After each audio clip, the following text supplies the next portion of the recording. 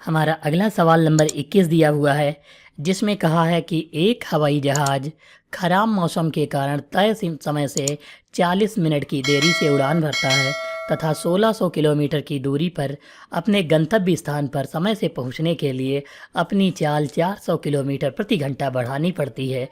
तो विमान की सामान्य चाल जो है ज्ञात कीजिए।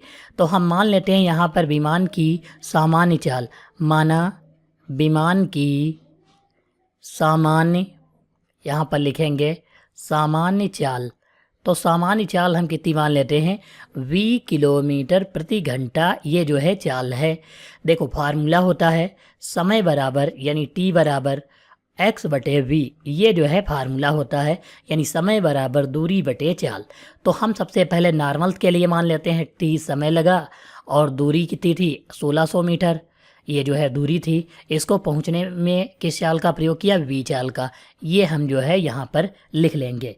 अब हमको यहाँ पर करना क्या है कि जो दूसरी वैल्यू दी हुई है उसका हम प्रयोग करेंगे, यानी कि यहाँ पर लिखेंगे, देखो अब इस स्टेटमेंट का प्रयोग करेंगे। 40 मिनट की देरी से उड़ान भरता है, यानी पहले समय t लगता था, अब 40 मिनट लेट है, यानी 40/60 करेंगे, क्योंकि इसको घंटे में परिवर्तित करना है, क्योंकि सारे वैल्यू जो है घंटे में दी हुई हैं।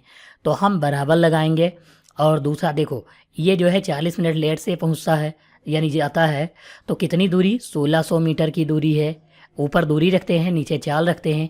चाल पहले v लग रही थी, लेकिन अब चाल कितनी लग रही, 400 किलोमीटर बढ़ा रहा है स्पीड को, तो ये बढ़ा दिया गया। इसको काटेंगे। देखो एक चीज़ और है कि अगर हम t की वैल्यू 1600/v यहाँ पर हम रख सकते हैं, तो यहाँ पर रख लेते हैं सबसे पहले। तो यहाँ लिखेंगे 1600/v माइनस, अब देखो 20 जीरो से जीरो कट गया, 2 तियाँ 6, 2 दूनी 4, यानी 2/3 आ जाएगा।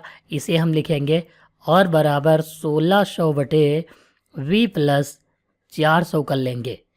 अब यहाँ पर देखो ये जो वैल्यू है इसको हम इस तरफ लाएंगे और ये 2/3 उधर ले जाएंगे। तो यहाँ पर लिखेंगे 1600/v माइनस 1600 और बटे में v प्लस 400 लिख लेंगे, बराबर लिखेंगे 2/3।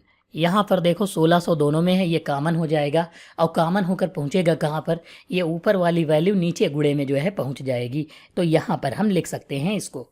देखो 1600 या तो हम क्रॉस मल्टीप्लाई डायरेक्ट करवा लेते हैं तब भी हो जाएगा, तो 1600 की v से मल्टीप्लाई करवा लेते हैं सीधे, तो 1600 v हो जाएगा।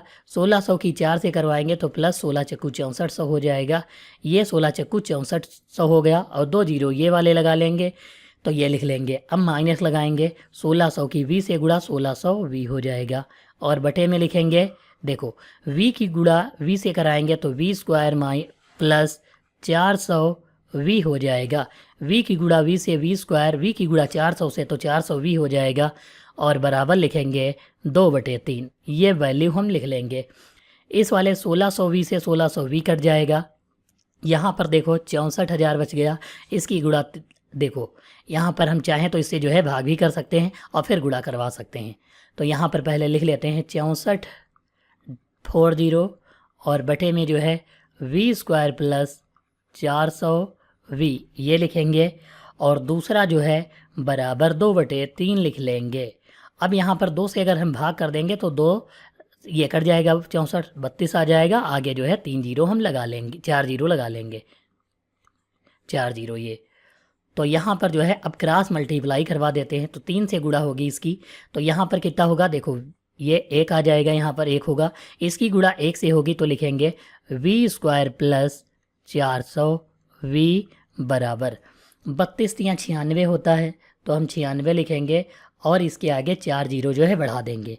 ये 96 वाला इधर आएगा तो माइनस का हो जाएगा, यानी यहाँ पर v square plus 400v minus 96 4 zero, यानी 9,60,000 हो जाएगा और बराबर जीरो लगाएंगे। इसकी ऐसे गुणनखंड करना है कि घटाने पर जो है कितना आ जाए, 400 आ जाए।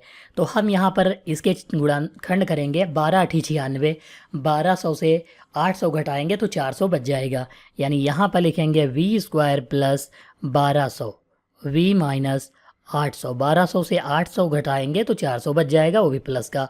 -96, फिर 4 जीरो लगा देंगे, बराबर 0 लिखेंगे। दो दो पदों में हम जो है कॉमन लेंगे, तो यहाँ v कॉमन लेंगे तो v प्लस 1200 बच जाएगा।